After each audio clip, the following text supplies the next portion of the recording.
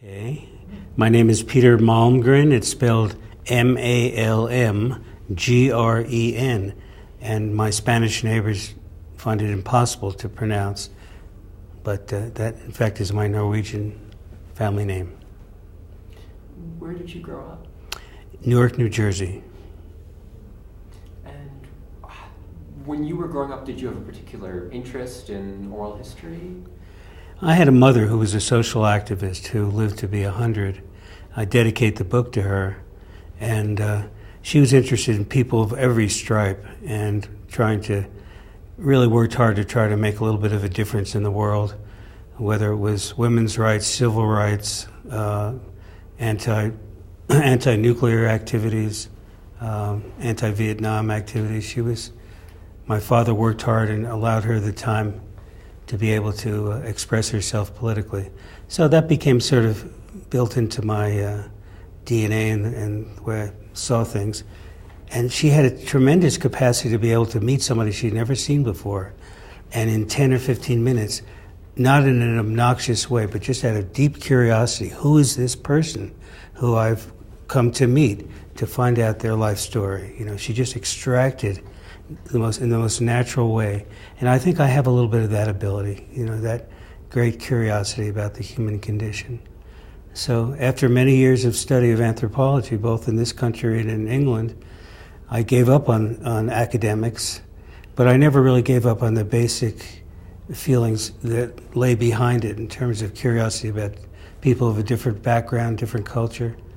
And when I wound up, quite by accident, in a little Spanish weaving village in northern New Mexico, after having been a gypsy in my school bus for a year, I ended up sort of living anthropology rather than studying it or teaching it. It became a life choice. So you were traveling around the country in a school bus? Mm-hmm. I was, after I dropped out of my second or third graduate program, I can't remember which, and took some people with me from the East Coast, New Yorkers, who would come for a few months and go back, and spent a year doing some music on the road, and I stayed in a political commune for a while in Los Angeles, which was fascinating. And then coming back, got into a snowstorm in Arizona, nearly froze to death. We had a little potbelly stove in the back of the bus, which I had painted a very beautiful evergreen, very simple. Easy Rider had just come out, and I was a little paranoid about the long hair and the wild colored buses and stuff. So we kept it pretty clean, never had any run-ins, but had a lot of fascinating experiences in that time. And then I just had a friend of a friend gave me the name of a woman who lived in this little village, and I came to it and stayed, and then the school bus became housing for several young Anglo couples who moved into the community while they were building their houses. And so we were early settlers. It was 1971. Not too many white folks in that community. And we tried to behave ourselves, but we were a little outrageous. And so there was no communal living for me. You know, I go to this exhibit and look at all this stuff in the History Museum now and get sort of a kick out of it, but we were more low-key. We weren't sort of in-your-face, we're crazy, wild people kind of thing. We tried to be respectful. But it was a slow process of being known, you know, and when I finally settled down to the work as a cabinet maker and working with other men in the community, and we didn't have kids, so we didn't have a connection through either the church or the schools, but start getting to know people. And it was at some point, many years later, that I allowed myself the luxury of starting to poke my nose into people's history. We started a little history museum in town, trying to really turn the kids on to the richness of their traditions, and it just kind of evolved from there. How did you embark on this particular oral history project, in particular with former Los Alamos workers? Yeah, well, let me read you a little of the introduction to this, if I may. Los Alamos Revisited, an oral history project, was initiated by the El Rio Arriba Environmental Health Association at Northern New Mexico College in Espanola in the year 2000. The project was funded by the University of New Mexico Center for Population Health and later by the Center for Disease Control. Its purpose was to tell the story of the creation of Los Alamos from the point of view of the people who helped build it. The historical record is filled with accounts from scientists and pundits, but the voices of the technicians, engineers, tradespeople, and so many others remain silent. The project recognized this as a significant gap in 20th century New Mexico history and thought it was worth trying to fill.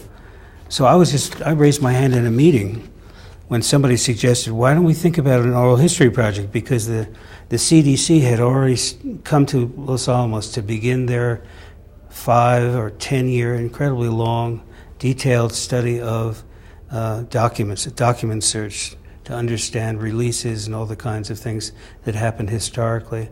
And they fought with the lab over access to the materials. Very hardworking, good people, but very technical, epidemiologists, scientists of different stripes. So as they were getting geared up, here we are in our little group thinking, wouldn't it be nice to have a corollary study, something that was humanistic, where all they're doing is a paper search. We want to talk to people who are actually there, actually doing these things. And that struck me as a sort of exciting idea. So I raised my hand. And then the next 5 years were devoted to the search, going door to door and following leads like that. Oh, the other thing it's kind of cute is that I was very nervous about this. I had no idea if I could accomplish anything. I mean, it's Los Alamos, you know? Who's going to talk to me? And so I spoke to 2 people. The first guy was my next-door neighbor, who was a hard-drinking welder from Los Alamos, an expert welder doing highly classified work. He said, I'm not interested in talking to you, and I don't expect anybody else is going to be interested in talking to you. End of story. Okay, so I got rained on there. Then I called up a rather impressive man who had been our supervisor on some other oral history projects before, Carlos Vasquez from UNM. He was a big shot, and Carlos, was plain speaking and stuff. He said, don't even bother. No one's going to talk to you. Things are too hot up in Los Alamos right now. There was Wenho Lee, there was this, there was that. It's just not a good time. He had done some of his own work in this general area before, something called Impact Los Alamos. And they collected quite a few interviews. So I was kind of not piggybacking off him, but I really was inspired partially by the work he had begun that I wanted to expand. And so I just kind of got my back up. I thought, these 2 guys say, don't bother. And I was already excited about the prospects of trying to make a stab at it. And then I started in my own community where people knew me, and then got referrals out, ended up talking to people in 25 different communities, and of the 150, only 1 or 2 were really feisty and didn't really want to deal with me. Everybody else was just incredibly open and giving, and I learned, I don't know whether you've had this experience doing interviews yourself, but when it clicks, when you come in with loving respect and put your energy and focus on someone and say, your life is important. You've never been interviewed before in your life about anything, and now you're coming toward the end of your life, and I really want to hear it and I want to value it, and that's what I bring, and what they bring is opening the floodgates and just really letting loose, with all kinds of information, some pretty delicate stuff about discrimination stuff. I'm sitting there as an Anglo talking to a Spanish person, and he's not seeing me as white for some reason. He's just opening up about painful experiences that he has had, So it was incredibly gratifying. They weren't all that way, but a few of them were really created instant friendships, people that I came back to see, and some I came back too late and were gone, but there were a lot of very deep connections made. So that's how it happened. Let me give you a few little examples. I wanted to pick some things that I didn't talk about at the conference. This is Josie Velarde, she reminded me of my aunt, very feisty, wonderful woman. And I begin by talking about the fact that jobs were extremely scarce in 1945. And most men of the Espanola Valley had traditionally been forced to leave their homes in a seasonal pattern in order to survive. These migrant laborers went to the mines, the railroads, and the sheep herding camps, leaving the women and children responsible for the farms at home for 6 months of the year. Los Alamos changed all that. They no longer had to disrupt their lives by leaving home to seek out hazardous jobs far away and subject their families to the strains of separation and increased labor. This was a profound change in the social patterns of many families, and in most families' opinions, it changed for the better. So when I asked Josefita Velarde, age 92, if people were at all hesitant to work at Los Alamos, that secret place where it might be very dangerous, she said, "Heck no, we knew all about danger. Our men risked their lives every day in the mines. No, we were just glad to have a job where they could come home every night." She was a pragmatist and a wonderful lady.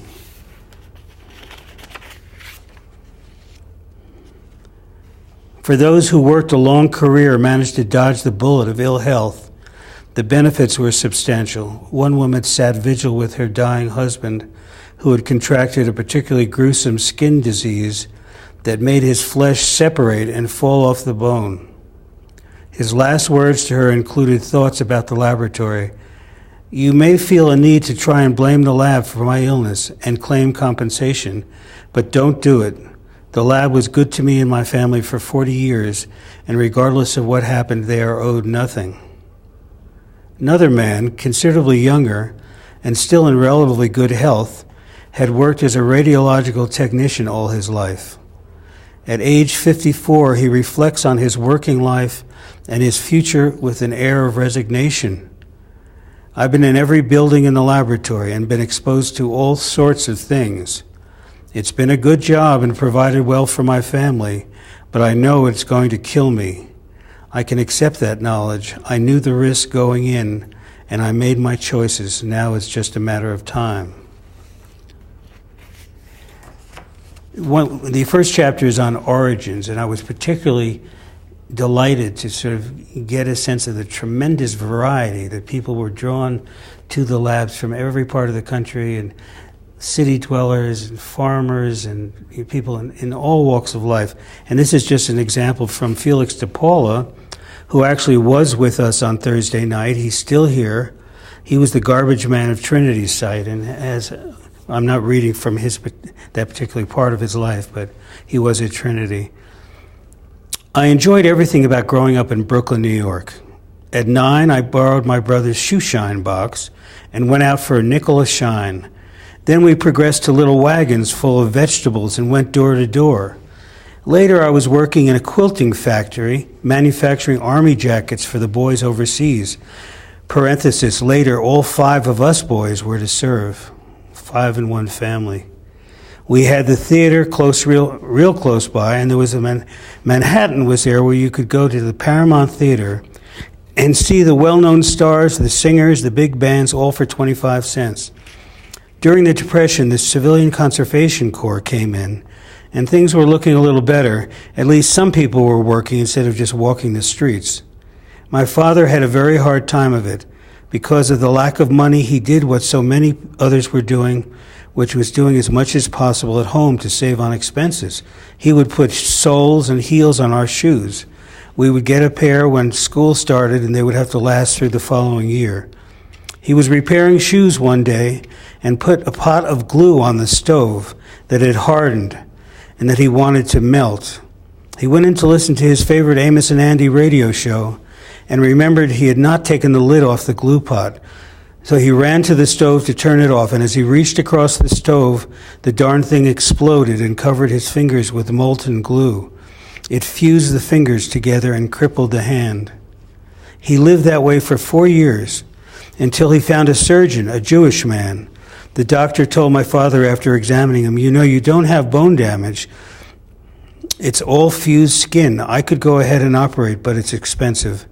Well, we didn't have the money. We had to raise $1,000 for the surgery and $500 for the hospital. Well, we discovered we could get the hospital fee down if my mother acted as his nurse. My father notified the doctor that he could take care of the hospital costs, and we were trying to raise the $1,000, but it was nearly impossible.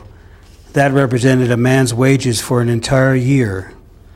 Anyway, sometime later, the surgeon drove up to the house and said to my father, "I can't go through life knowing that I could have made you a working citizen again, able to support your family. I will operate for free." And he went ahead, and the operation was a great success.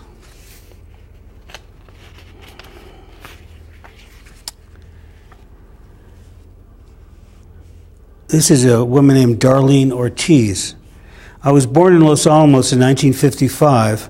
My father, Max Ortiz, was hired in 1947 to build roads. From there, he went to Zia on the janitorial staff and stayed until his retirement in 1975. He used to hunt and fish a lot. I learned how to do both of them from him. He used to go to the pond and fish underneath a bridge. There were tons of fish. We also fished all the streams that were nearby. For deer, he preferred to go into the restricted areas where the game was larger. He did the same gathering pinon. He found them oversized in all the wrong places. We used to eat so much that grew wild around us. I can't imagine that some of it wasn't contaminated. We used to eat wild strawberries, acorns, pinon nuts, monkey nuts, tiny nuts with furry bottoms and tiny seeds inside. We also ate flowers, like the one they put in salads now. We didn't have snacks. As a matter of fact, we were hungry a lot of the time. And we would eat roses and carnations and little red and orange flowers that Mom grew that smelled like cloves. Mom would treat ice to her homemade snow ice cream. We also drank from the ice-cold streams, and of course, I did that until I was ready to graduate from high school. She goes on in a long interview to talk about all the cancers that came out of her large family. This is a man, I went up and saw his widow recently. I was so glad she was still alive. She's 88 and doing well. This is Paul Guthels. And what Paul did was to supervise the Air Force planes that flew into the mushroom cloud, if you can believe that, to get samples of the fallout gathered in filters. I was project leader for bomb cloud sampling. Our samplings people were Air Force people, and we flew them in their planes. With my Air Force background, I had the job of making a fit between the civilian scientists and their way of doing things and the military methodology. We had to make the calculations as to what kind of activity we had to do in order to bring home the samples that others wanted and needed. Those samples were used to determine what the fission yield of the device was. One of my primary responsibilities was keeping these pilots safe. We used integrating dosimeters, rate meters, and so on. I was in direct communication with the pilots in flight. I also supervised the recovery operations when they got to base. The mushroom cloud loses its identity in 15 to 30 minutes because of the heavy winds. At altitude, they're much stronger than they are on the ground. Typically, we only made our penetrations after the cloud stabilized, that is, after it quit rising. The airplane we used is a B-57. These were two-engine jets. They were the grandchildren of the British airplane. It was a tandem two-person cockpit which enabled both the front and back seat to have an unobstructed view. The capability of the plane was close to 55,000 feet. We recovered the samples from the airplanes mechanically, remotely reaching into the compartments and placing the filters into a lead pig and bringing them back to the lab for analysis. There, the chemistry was done on them, and we made critical measurements that we were all interested in. We did a lot of testing in Inuitak and Bikini, and later at the Nevada test site. We did a very high altitude test on Johnson Atoll, which is southwest of the Hawaiian Islands. I may have been fortunate or unfortunate depending on how you look at it, but I was the person who was airborne for more detonations than anyone else in the world. Very mild-mannered, quiet gentleman, very dignified, doing the most dangerous job there is. This is from Ralph Partridge, who is a combination of an engineer and a physicist who did a great deal of analysis work in the bomb testing as well. My first shot on the islands was the Mike shot, and the first thermonuclear bomb in 1952. It went larger than expected. It was different from a fission bomb. They didn't know how to predict it very well, but we went in on recovery, traveling on a DUKW, an amphibious boat car. Every day, in order to get the work, we had to go past the bomb as it was being constructed, and it was like a large building constructing that bomb. It wasn't droppable. After the shot, we flew over and observed the entire island was gone. When it came time, the radiation people began flying over to check the levels. They decided it was down enough to allow us to go in. We would take our boat around the giant crater to our workstation, where we could only stay for 20 minutes max and then get the hell out. We got into the concrete bunker and there was no radiation inside, but we had to haul the sandbags away from the door and pry open the steel doors.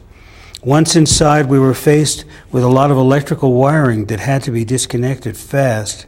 We were in a big hurry, so we started ripping out wires helter-skelter. We forgot about the 12-volt battery. I made a cross circuit and some of the wires started to burn red hot. The insulation vaporized and produced a terrible chemical smell. We were sure it was dangerous, but couldn't go outside because of the radiation. We couldn't stay inside because of the chemicals. So we ducked outside for a quick breath of air, then back inside to rip the wires and get the film out of the cameras. Back and forth we went while frantically waving for a rescue boat. This was the best time of my life. Doing things under these kinds of conditions was almost like combat. It's an interesting thing in my personal philosophy. I wasn't in World War II or Korea or Vietnam, but I felt like I had to do something for my country. If I went out and did a job that involved a certain amount of personal danger, it made me feel better inside, that you were sharing something with the men who were out there getting shot at. What sort of concerns did people and stories did people share with you? Were they willing to share them, or were they fairly reticent at first? In 1999, just a year before this, there was this incredible meeting in Española, and 700 people showed up, dragging air tanks and wheelchairs for their first and only opportunity to talk to their political leaders and tell them once and for all what their health concerns were. It was just an overwhelming thing. And I was taking advantage of this because I was outside. It was standing room only. As people were coming out, I was signing them up right and left to follow up with interviews. So the early part of it was really stimulated by that, and our background had to do with health issues as well as our support from UNM. But me being me and stuff, I didn't feel much responsibility to anybody except myself. And although that was very important, I didn't want it to be a diatribe of just unrelenting stories of cancers and horrors. There's enough of that in here, God knows. So I realized if I have this opportunity to come into people's homes, that in itself is a very personal kind of a thing. I want to get some family history. I want to find out how they felt, what they did for work, how they felt about it, what the pride was in connection with it. And these were the themes that were bubbling up fairly early on: discrimination and health and safety issues. They were all there, but it was not. We didn't want to be so narrow as to just focus on the health. But one guy said to me, Los Alamos, you can't live with it, you can't live without it. And that sort of sums up a lot of that. There's so much duality and mixtures of elements and stuff, and love, hate, and so I was trying to get at the more complex fabric of it, rather than talking about only the terrible need. And the compensation issues started, and I hung out with a group called the LAPOWs, who were advocating for workers' health, and it went on for years. Some people got compensated, many didn't. Many died waiting. It was not a pretty picture, the way the government was responding to their health needs. Not at all. Putting the burden of proof on these elderly, sick people, Well, where are your records? Well, they should be having the records. And this brings up something else I want to mention. There was one person of the 150 who I gave special attention to in the book. He was a pipe fitter named Gene Westerhold. And Gene was there for 44 years. And, we have people in here who are whistleblowers who from the get-go were fighting the lab, had negative feelings about it. All that activism is certainly chronicled here. But a guy like Gene was totally pro-lab. I mean, he was just true to the core. He would do anything. It was almost like a military kind of attitude. He'd been raised in it. He started when he was 18. His father had built many of the buildings. He was the lab, and he got himself into some really dangerous, difficult positions. There was a criticality accident that happened in 1959 when Cecil Kelly was killed, and he volunteered along with one other man to go in the next day and drain off this tank that could explode and create another horrible accident. At any time, they went and risked their lives to be able to defuse that terrible liquid bomb. Other incidences of being in situations where his exposures were so high, they were throwing away the badges. They just go black and they throw them in the garbage and stuff, give him another badge. So at the end of his 44 years, he's decided, I'm just concerned enough about all the things that have happened to me over all these years. He's still alive. He couldn't believe it. I'm going to request seeing my medical records from the laboratory. So he goes to the appointment. He asks to see a doctor. Guy comes out in a white jacket, no doctor, possibly a physicist, but we don't really know for sure, carrying one sheet of paper. Now, he should have had a ream of paper the size of a telephone book for this guy, for the things that happened to him, One sheet of paper. And on that one sheet of paper were total misconstrued numbers, totally ridiculous. And he's saying, I don't see anything here about, radiation exposure. No, it doesn't seem to be a problem. Gene blew up. I mean, it took a lot to get him going, but he was just so offended. And he thought, did these people think that after 44 years of loyal service, that because I'm asking for my health records, just so I want to get some idea of what I have to face in my retirement, that I'm criticizing the laboratory? That I'm going after the laboratory, But he couldn't explain how he was being treated any other way. So one of the things I love so much about Gene's story is that he was like a hero to people. And he was just loyal up to the end, and then he was knifed in the back. And there are other examples of this, where when you rub the lab the wrong way, it's a heartless kind of a response you get. So that's part of Gene's story.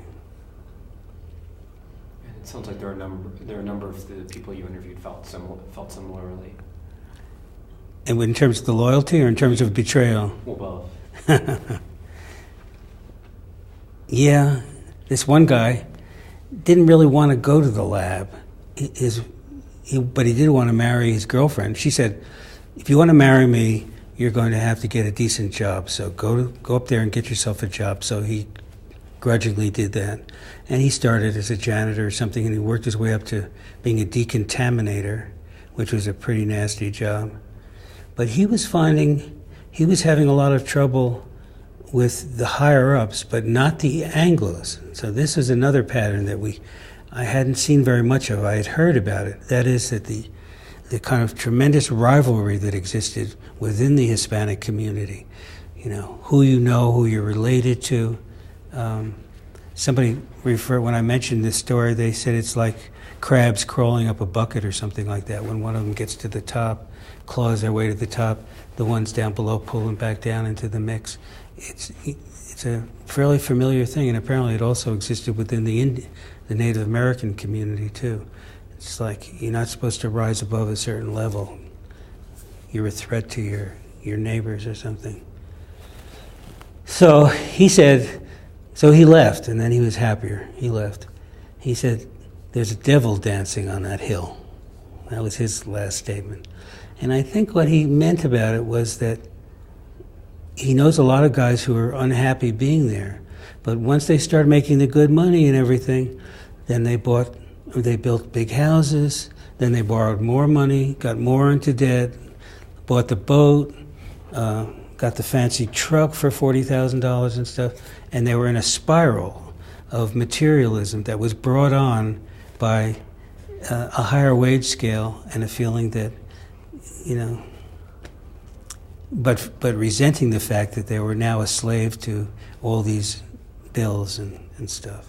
So another element.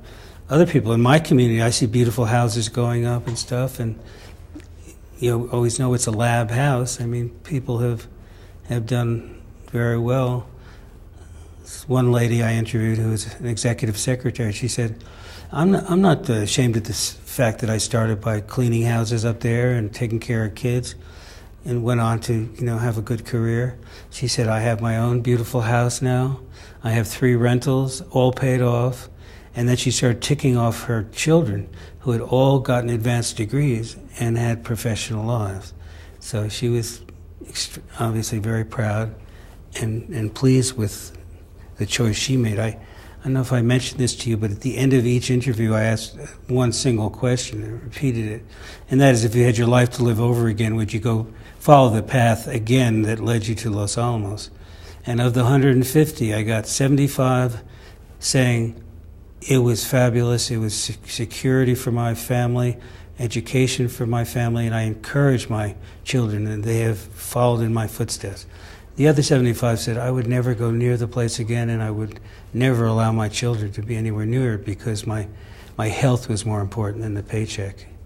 So, it was the people who dodged the bullet and were able to live and retire from the lab without being seriously ill had a lot of positive reasons to praise it.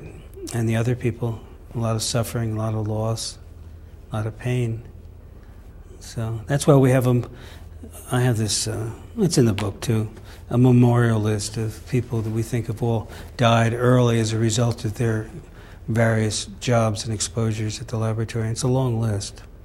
And I'm sure it's just a partial list, but I want to honor them too.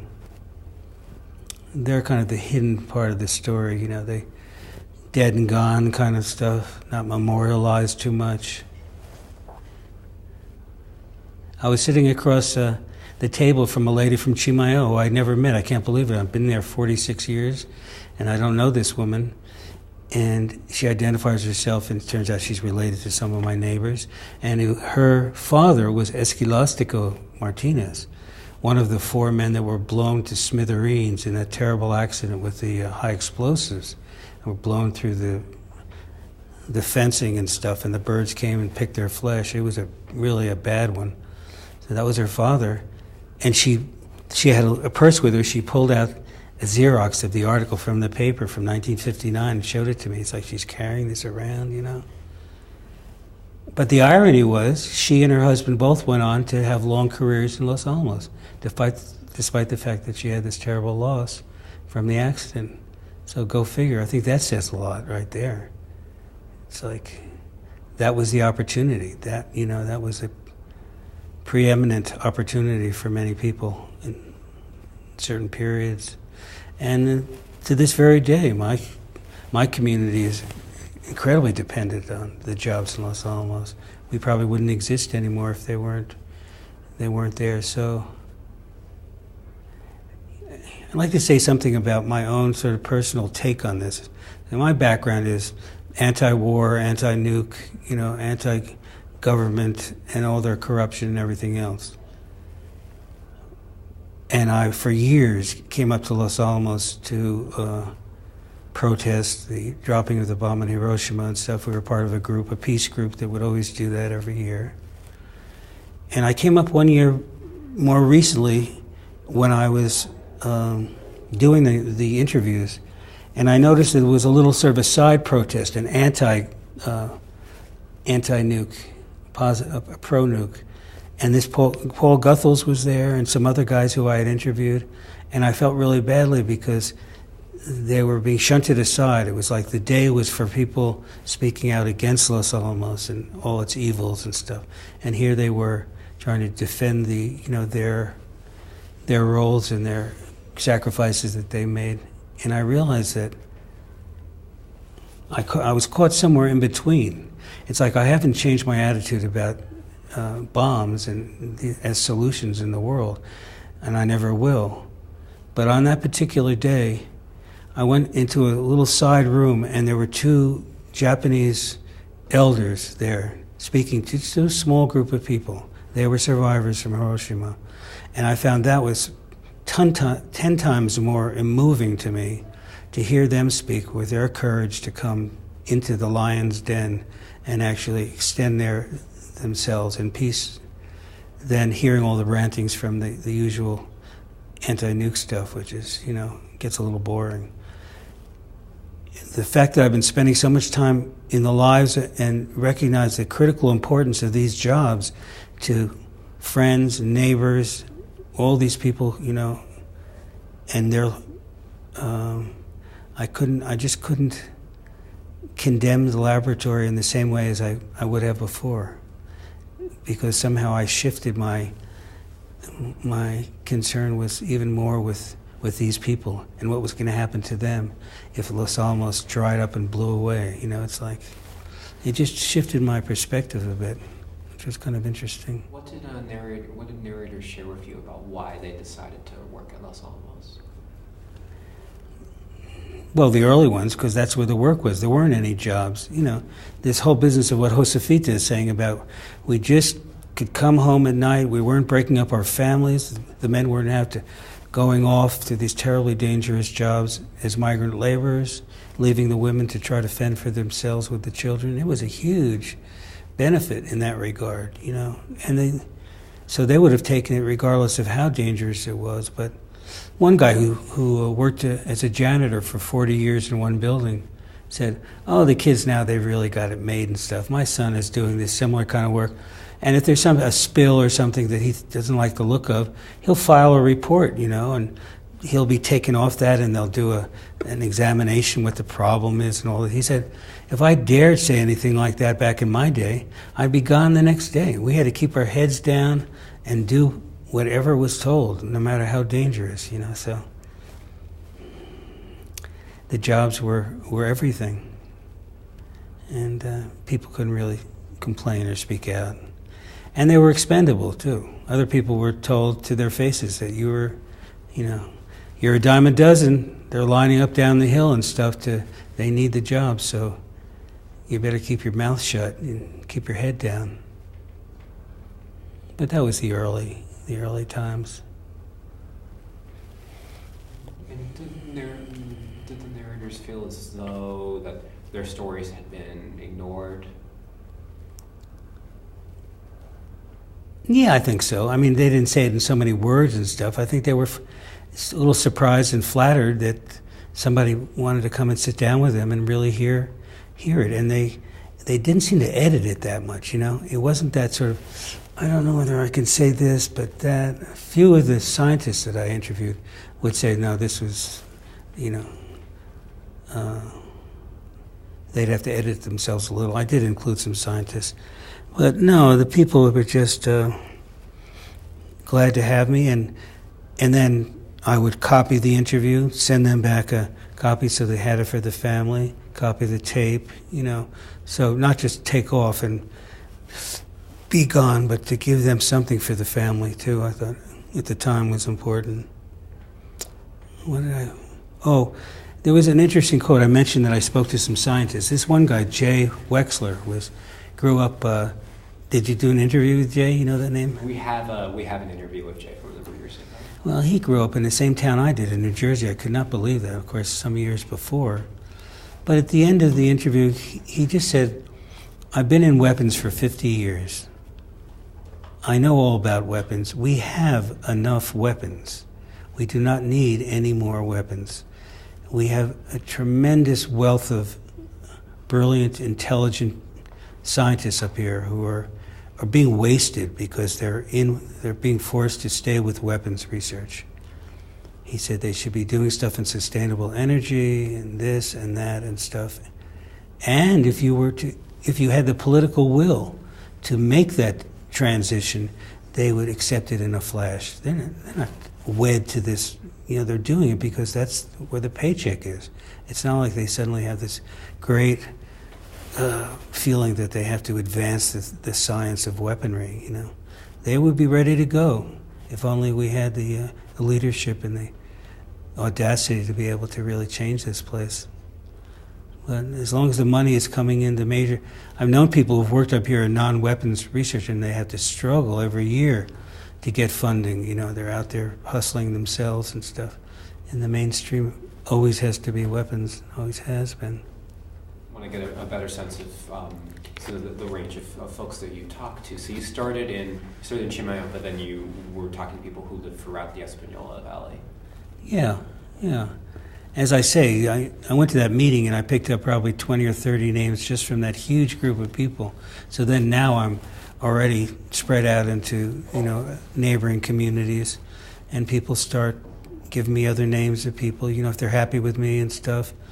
And there's this guy you should talk to, and some of those panned out. I look back on my notes from way back then, and I had hundreds and hundreds and hundreds of names of people. Many of them did not pan out, but they were all listed in there as possibilities.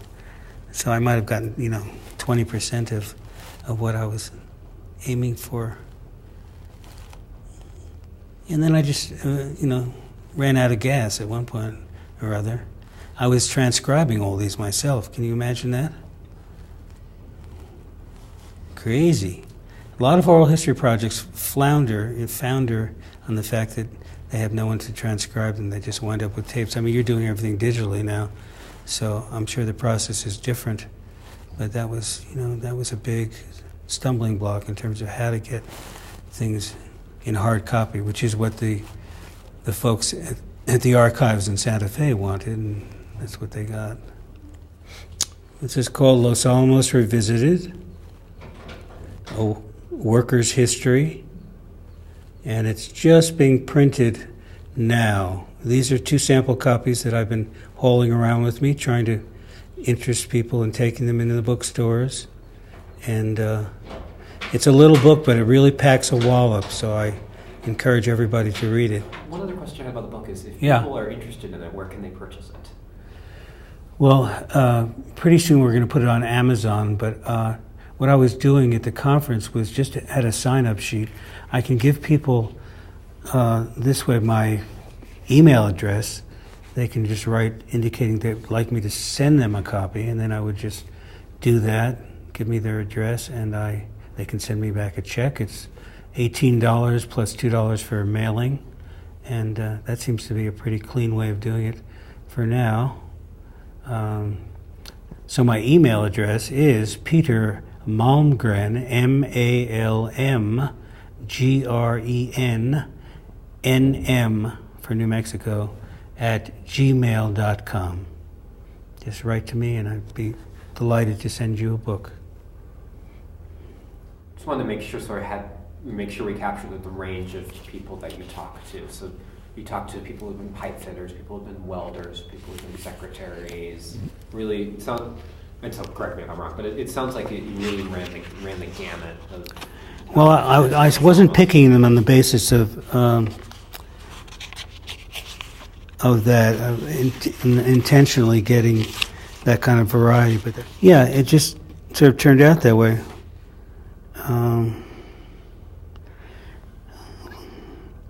A lot of technicians doing all kinds of stuff, welders.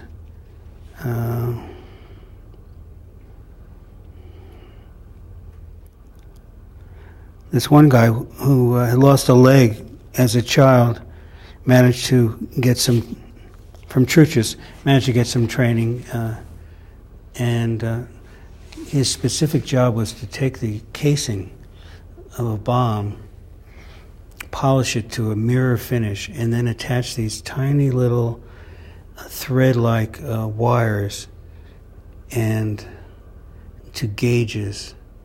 And it seems like no one else had the manual dexterity to be able to work at this level. So he'd be called out to NTS to be able to do this. So they put an explosive inside, blow it up, and then they're testing the tensile strength of the actual casing. But he became the specialist in doing that, so he was doing something with one leg and very delicate hands that several thousand people in Nevada test site couldn't do. Oh, there's one more I got to read to you. This is a lady whose claim to fame was that she made these tiny, tiny little scales to measure minute, tiny little stuff, because it was at a time when plutonium was just, like grains of salt.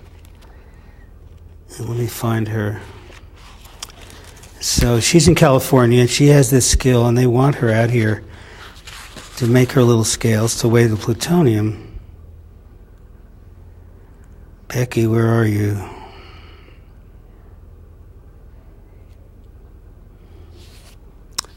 '82. And this little vignette goes along with that wonderful picture that everybody uses of the Jeep bogged down absolutely to the axles in mud. Here she is. I got off the Super Chief in Santa Fe in a suit. I wanted to make a good first impression. I had on my high heels, my precious nylons, and a perky little hat with a veil. A whack came up to me and asked if I was Becky Bradford. They looked at me and just shook their heads. It turned out that these whacks did a little job on the side. Los Alamos had no liquor, so they were doing some rum running. They stopped to get a load prior to picking me up, so they needed to make up some lost time. And they chose the old road through San Ildefonso and El Rancho, which was off limits because it was so rough and the government-issued tires weren't really up to it. So I'm the sole passenger, and it rained and snowed like dogs. This road was a sea of mud. Welcome to New Mexico. After a while, we got stuck. They looked at me and said, We'll help you into the front seat. You drive and we'll push. But I don't know how to drive, I said. I had never driven in my life. They looked at me like I was from Mars. What do we do now? We have a useless passenger. Well, I said, I've never driven a car, but I've pushed one before. In those clothes, I took off my nylons and my dainty shoes and put them on the seat. I rolled my skirt up, told them to drive while I pushed, and I did, and we clawed our way out of the muck. They said they needed to make one more unauthorized stop, this time to get me cleaned up before I went for my badge and my dorm assignment. That was my introduction to Los Alamos, and I made 2 good friends in the bargain. She was a delightful woman. I mean, just this bright, cheery, very up. She stayed for the rest of her life. So. What have been some of your big takeaways from this project and from this book?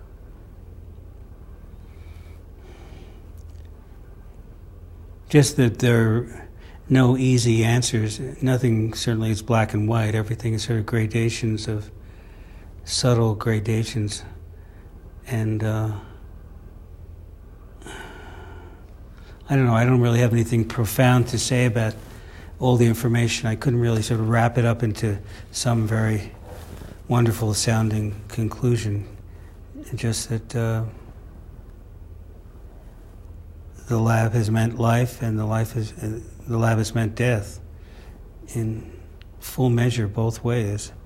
And I'm concerned about it. I lived downwind of it. I was up in an apricot tree some years ago picking apricots from a neighbor, and this guy walks up. He looked Native American, well-dressed, with 2 sort of graduate student type people in tow, and he said, "Could I have some of your apricots?" I said, "Yeah, but what do you want them for?" He said, "Well, we're doing a environmental study of fruit and vegetables in the valley. We're from the laboratory."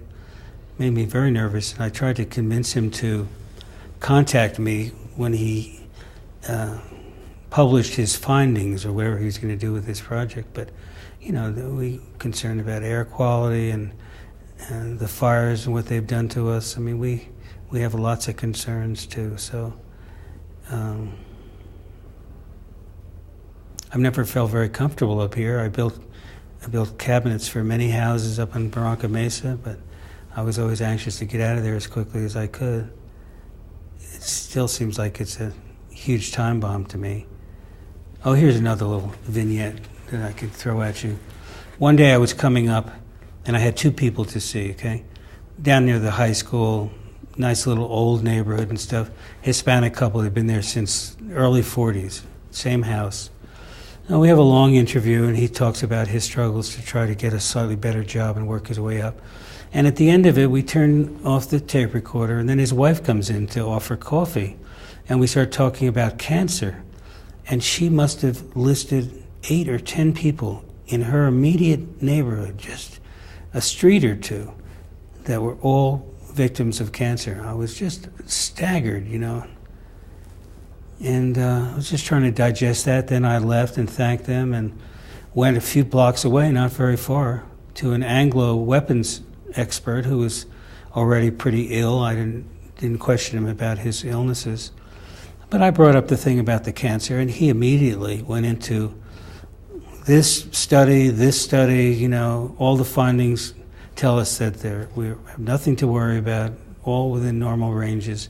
And I was just so struck by the completely different attitudes and perspectives between these two families and living so close to one another. And so that really was food for thought. I think that there's been a tremendous level of deniability of people feeling like, don't question my decision to have come here, raise my family, live my life here.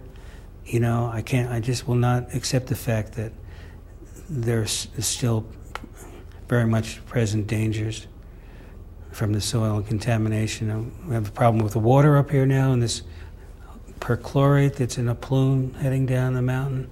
I mean, a lot of crap was dumped up here, and a lot of it doesn't go away in a short period of time. So there are a lot of serious concerns that we all feel as we live in close proximity to the laboratory. But the people, wonderful people, mainly focused on people of the valley. This, we must not delude ourselves. This is not me doing some kind of extensive thing within the community. I was feeling a little that I needed to do some balance, so I was sort of drawn to a few people to give me a little of the flavor of what people were thinking and doing up here. But primarily this is a tribute to the workers from the valley, both Anglo and Hispanic. I never got to first base really with the natives, sadly, but so that was another reality to face. And I've been going to my senior center for a million years in my own community. So the first thing I did was just go over for lunch one day, start talking to some ladies. They were absolutely ready to have me come back and spend an afternoon with them and hear their stories. And then someone said, you cannot do that. You have to go to the tribal leaders, to the council, and clear this with them. And as soon as I did that, of course, the Iron Gate came down, and that was the end of it. So I have that wonderful man, Mike Padilla, who is Native American, but he called me for some miracle. By some miracle, he had heard that I was doing this and actually gave me a call, so I was able to speak with him. But you just do what you can do, I guess, What surprises me, when I first thought I wanted to do this, my first instinct was to come up here, go to the biggest bookstore there is up here. It's no longer there. And just peruse the shelves, and it was all big shots. I didn't see any working class concentration, focus at all. So that gave me a bit of a boost. I thought there really is a hole in the history, and maybe I can be so pretentious or so ambitious as to try to fill it in a little bit. And then many years later, just a few months ago, we came up to here for some opera thing my wife was doing, and I just went next door because I can't stand opera. and looked at their little bookstore, and this is 15 years later now, and I'm still not seeing anything. It's like, no one has stolen my thunder? My God, am I still doing something that has not been done? I am a product of Chimayó now after 46 years. I'm no longer a product of, white upper class type people. So that's my story. And you had sort of mentioned the perspective of environmental and sort of health concerns, both as someone who's been doing this work and also because you live downwind. And I was wondering if there are any other, either related to that or other concerns that you haven't mentioned that you'd want to talk about. I know you mentioned discrimination, and I didn't really follow up on that. Well, there was this one guy who typifies it so strongly. I mean, a lot of people were treated badly, for sure. This one man who is still alive, bless his heart, he's 94. I'm about to go visit him in a few days. Ruben Montoya from Santa Fe, was good at whatever he did. I mean, he was in the Army, he got out, he did surveying, then he came up on the hill, he went to metallurgy at Sigma Building, and he was very disciplined. Every day of work he had a logbook, and he just wrote what he did, his experiments, and he also included in that logbook people who died in his building. And when I got to him, he was long since separated from the laboratory. He had 48 names in 20 years in one building. So that was astonishing to me. But in terms of how he was being treated, it was like he was smarter than any of his Anglo bosses. He would solve problems that they couldn't figure out in terms of how to do certain welding procedures that were extremely complex and stuff. He just had that kind of mind. And the more he showed them up, the more they hated his guts and stuff. And he got more and more angry and sort of eaten up by the...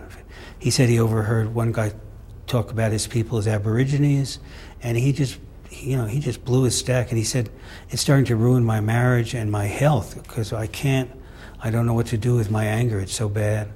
So he left, and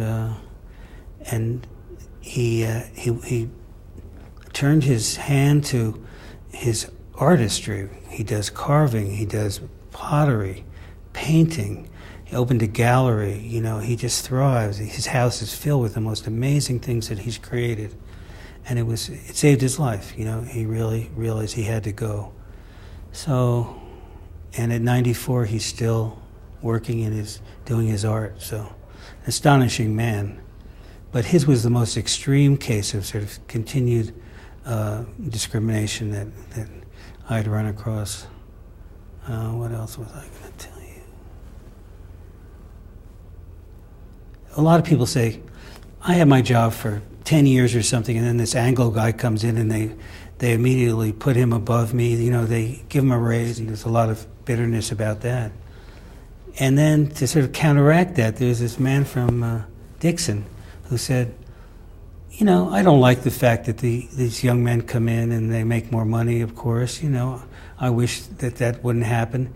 But what do they have? They have a rented place and a big paycheck, But what I have is my family, my church, my farm, my animals. I am the rich one. So, So you get the whole range from people who are just outraged and want to kill somebody to someone who has that kind of I think he was also a minister, a lay minister. Might have had something to do with his tolerance approach. But it's very true. These were just hired hands coming in, and they didn't have much to do once they weren't at work. Didn't have a wonderful wife to cook for them. So it's a little bit of this and it's a little bit of that. But they did, I was very interested in the racial issues. And I think it still exists. I was talking to a Spanish man at the conference, and he was saying, he was there for 40 years. He said, we didn't really make close social friends. We learned to work together and cooperate and get our jobs done and stuff like that, but we were commuters. When the day was done, we're in the car and we're heading back down to the farm, to wherever, the house, and all our responsibilities. So it was like we don't have time to linger and hang out and go to a pub or do anything. And so in that sense, the two races have really remained, if we can take what he says as being, fairly accurate, it reinforces the separation. Then there was a guy who came, a young Anglo, during the time of the Rift, which I write about in my book, which is a very important political time, people being laid off. He joined the group, but he said, I've been warned, I'm new here, but I've been warned never to go to Española. I mean, these older people took me under their wing and said, it's a dangerous place, they're all drug addicts, and whatever you do, never go to the valley and stuff. So he's going, So then Manny Trujillo, who was the head of this organization, is a brilliant engineer and a beautiful person, said, why don't you come down? I'm having a party at the house and stuff like that, He goes down and he is totally blown away by the beauty of the man's hand-built house, the music, the fabulous food, and the conversation. And, he broke through it all in one night. But there were other people, when they took the fences down, they were complaining. They did not want to be robbed of their sense of protectiveness. Didn't want to be thrown out of the nest. So when you're talking about taking the fences down, you're referring to? Security fences all around the place. I see. 57, yeah, it was a big deal. Before that you had to show passes and go jump through hoops to get into the place. It was tight security. It was still a closed city, right? Oh, yeah. And some people really were upset by, changing the status of that. So some of those old prejudices may still remain. It's hard to tell. I don't know younger people in Los Alamos. They're probably a lot more progressive, possibly than their grandparents and whatnot. What did you learn about yourself from this project or from this work?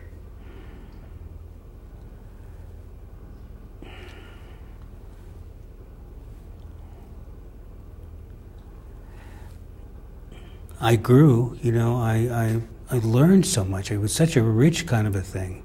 I was the sense that I am a people person, and it reinforced that in a very wonderful way. And there are times in my life when I've been extremely depressed to the point where I can't deal with the outside world at all. I know the other extreme of that. So to have come as far as being able to feel well enough about myself to be able to reach out to people, and so it was like a curing thing for me, and I think it was sort of a healing thing for some of them too. It was like we were both reaching out and showing some of our frailty and humanness and stuff. I mean, some of it was really quite powerful. So it made me a little better person, for sure. I'm a good listener, that's what I like to do. That's great. Just very last question. Is there anything I haven't asked you that I should have asked you?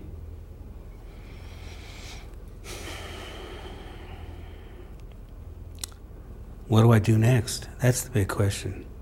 I can't ride on the coattails. I mean, it was embarrassing that it took me so long to write this book. Now that's done, and I'll really knock myself out trying to promote it. But trying to find something that could match this in terms of the wealth of it, I don't.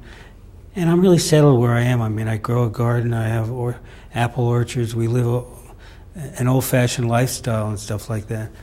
So if somebody said, come to Nevada or something to interview miners or something, as much as it would be really a tempting assignment, I'm not at that point in my life where I'm very mobile. I have to be at home and just doing what we do.